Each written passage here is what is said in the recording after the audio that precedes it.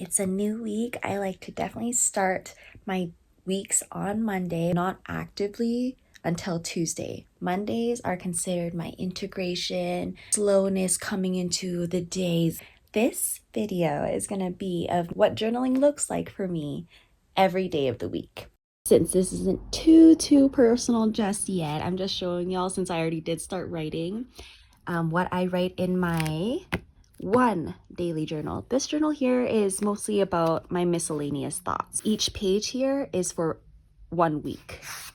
See how it says October 7, 13 is an overall highlight of the 7 weeks leading up to it. See how it's supposed to be like a daily journal, and then this is supposed to be like the end of the week. Yeah, I made it so that this page actually holds 7 weeks.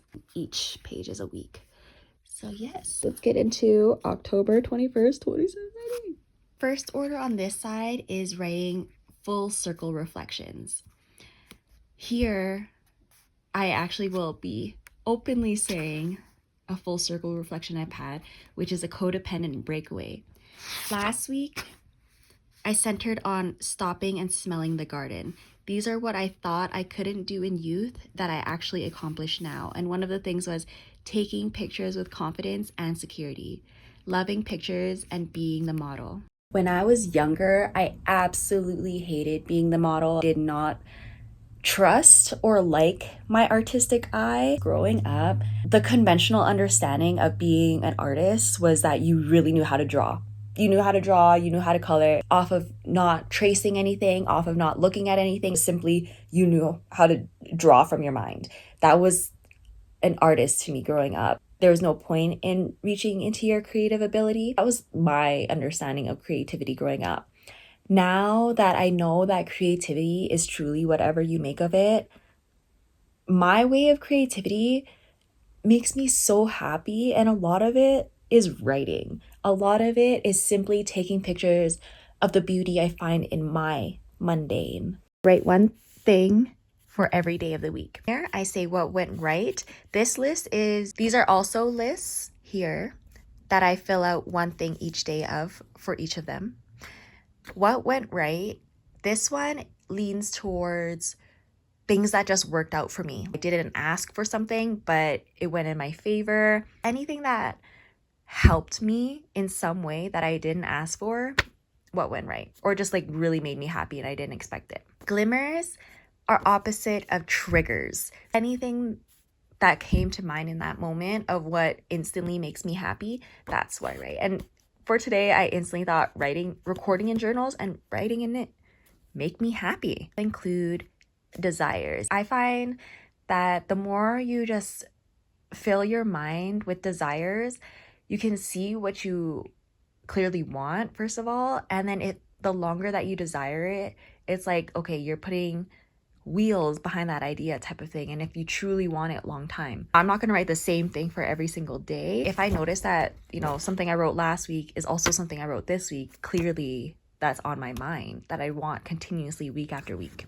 Things that I see in my mind, I want it to be in material. On this side, I'm okay to show you guys this. Here in today's goals, I actually write one sentence that focuses on each chakra of the day. This journal includes like chakras, and I write something along the lines of that. Today's root chakra focused on the Monday, maintain physical body in its optimal state and grounded. 3 little bubbles here, I color them in by the end of the night, me rating the day. It'll be the same color for each bubble. Monday, and then the root chakra, and then whatever I rate it, that will all be in one color, which is red for the root chakra. This is a new thing for me, but I've been keeping track of where my cycle is within that week, what happens during that time. I'm in my ovulatory week, which is so exciting because I actually do feel a cognitive boom starting today.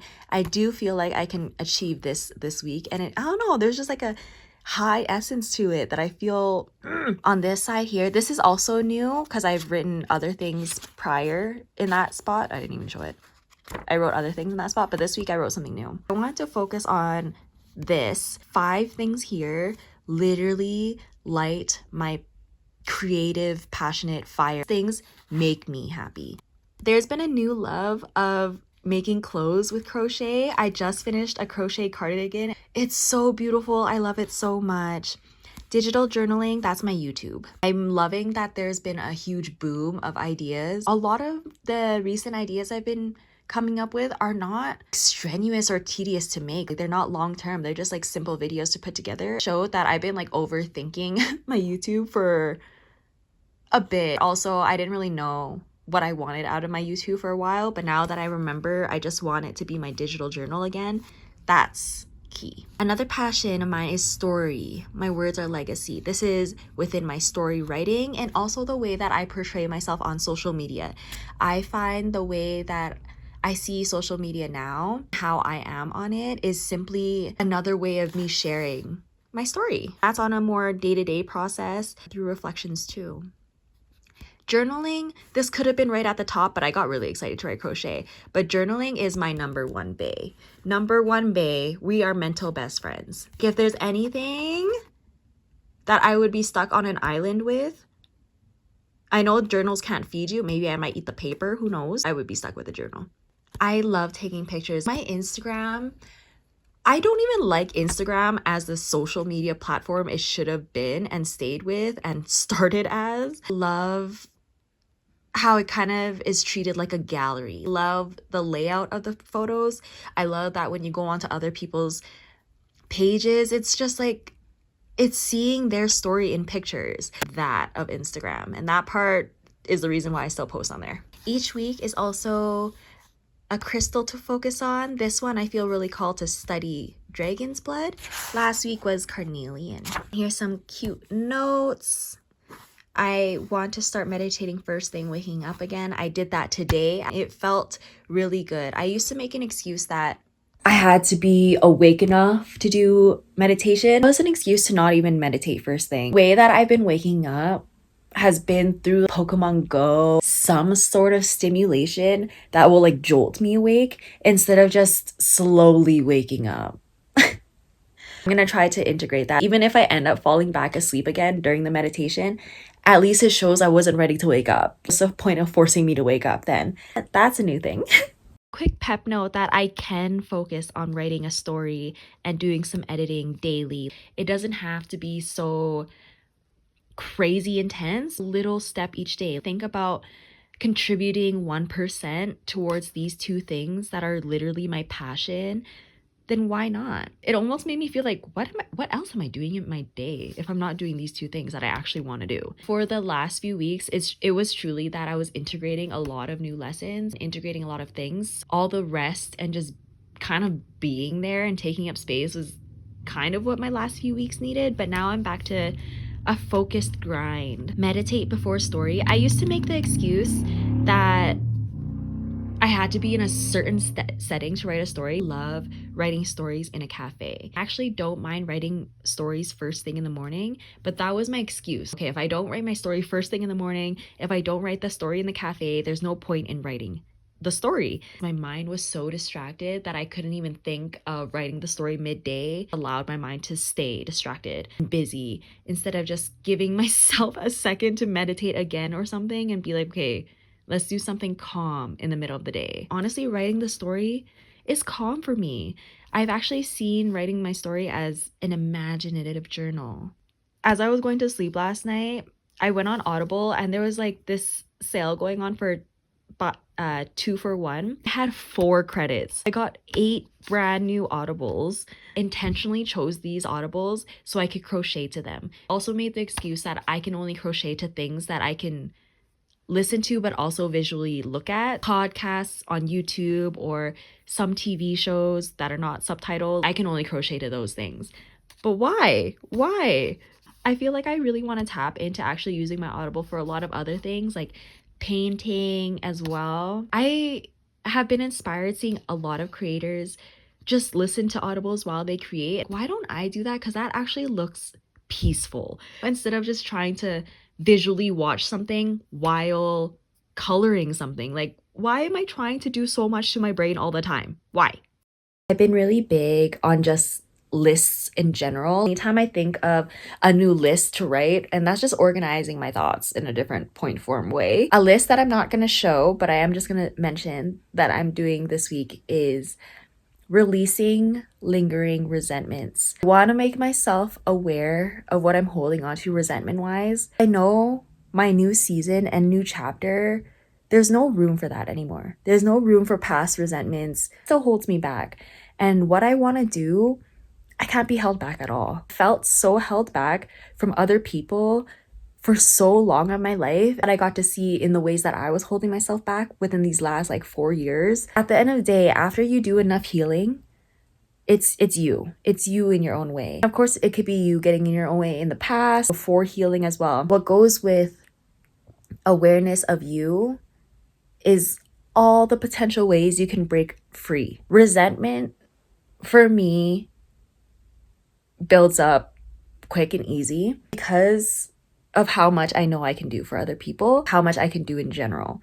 If anything gets in the way of what I want to build, I become really resentful of it. In the past, it was always like, I can't build my life and I can't even become my own person because my family wants me to be this. My friends don't see me as what I want to be seen as.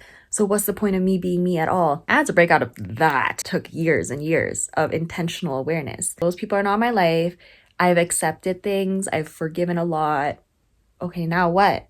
What else is like stuck? Instantly, I heard resentments. I actually thought one of the first things I was going to write was something about my romantic relationship history. But the first few things I actually thought of were my family still. Your first thoughts to anything is your first true thoughts. Say you're writing a list of resentments yourself. As you're writing resentments, you have thoughts of what you're feeling resentment for or who you might feel resentment towards. You have to write that. I even found within myself that I was like, oh no, why would I hold resentment about that? But it was literally like me almost about to, for lack of a better term, gaslight myself like, oh no, that's not a big deal. That's not a big deal. Instantly. But my first thought was actually what hurt me. To see how fast my mind was like, oh no, that was nothing. That was nothing. I'm so serious that your first thought is the true one, is a true one. More will come after that. Not to get too much into it, but my first thought of resentment was actually towards my dad. That's something that actually surprised me and I cried about it.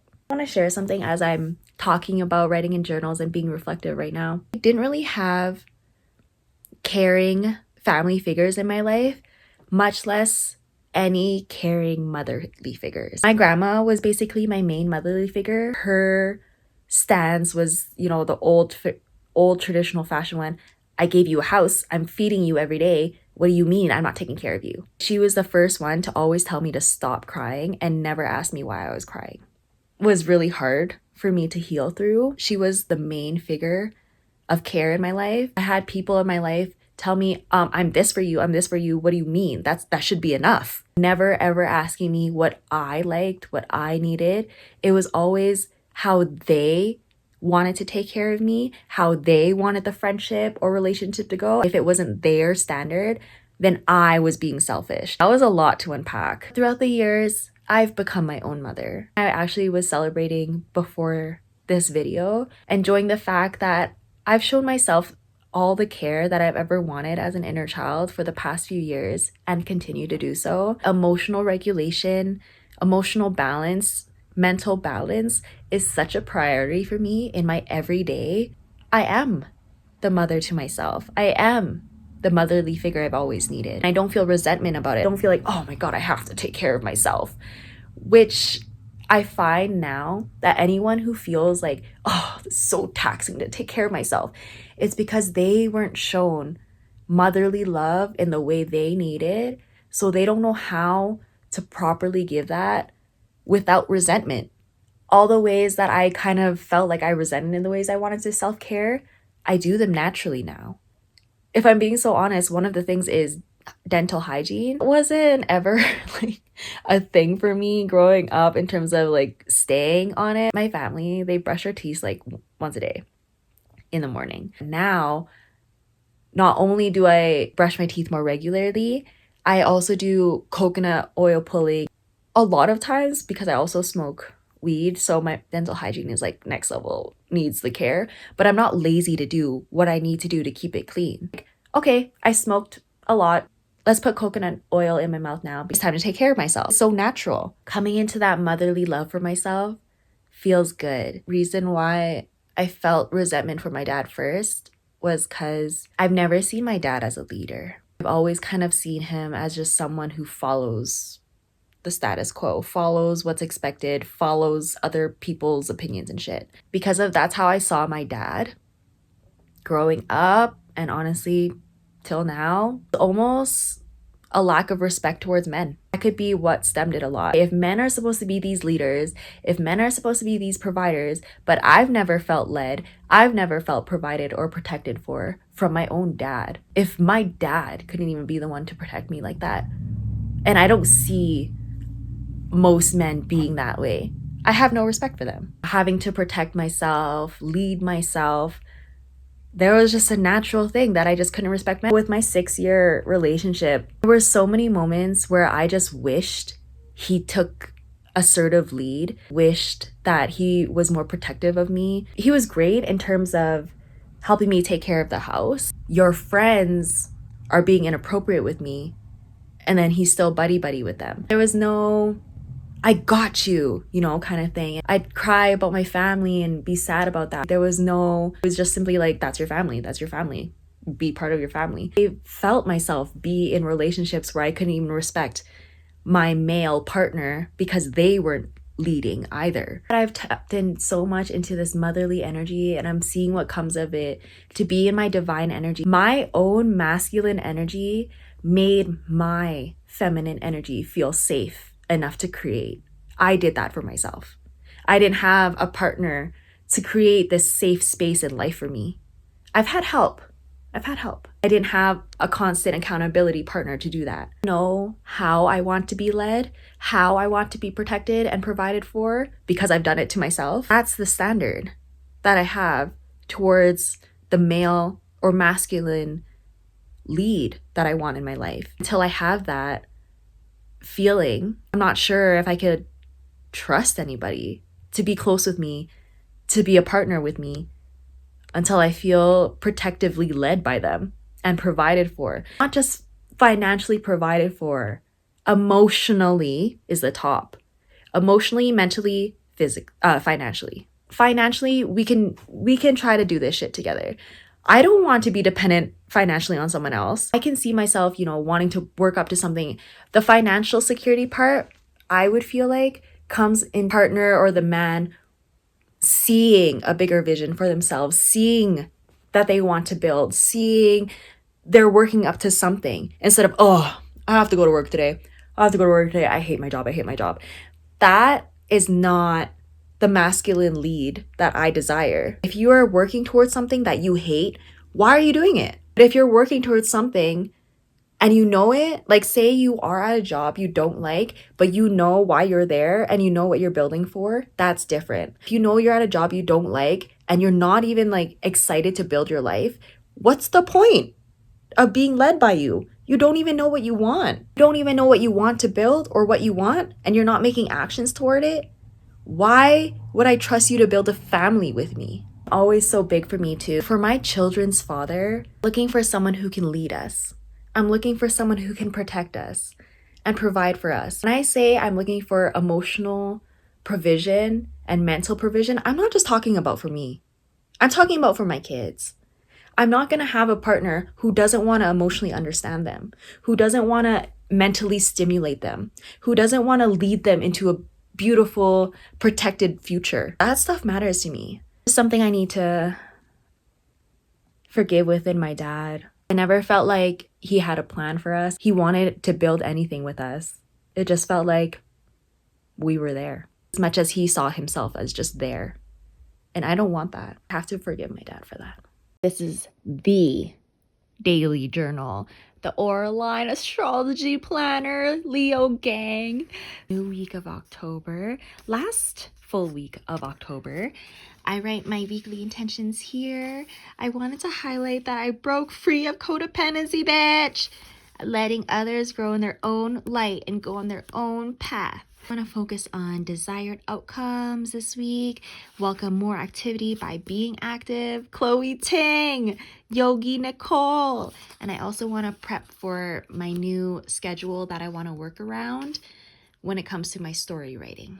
You're an astrology baddie. You would love, love, love this journal because look, Scorpio season, boom, half moon in Leo that time. These things, look, a whole new moon journal, a new moon page. Oh, that was another new moon?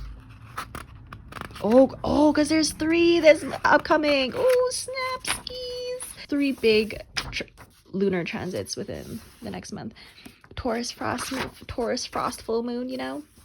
Up here, I don't really want to show you what I exactly write because that's actually personal. The first 2 lines that I write, these are full of synchronicities within the day. Don't fill them right away.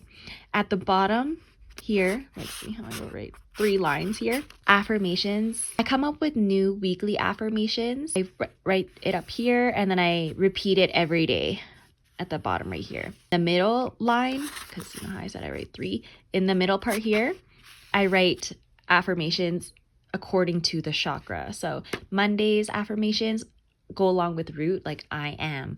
I start my days every day writing what I let go of, what I am loving, and what I desire. That keeps me in a constant flow every day of mental thinking. The rest of the entry is just whatever comes to mind.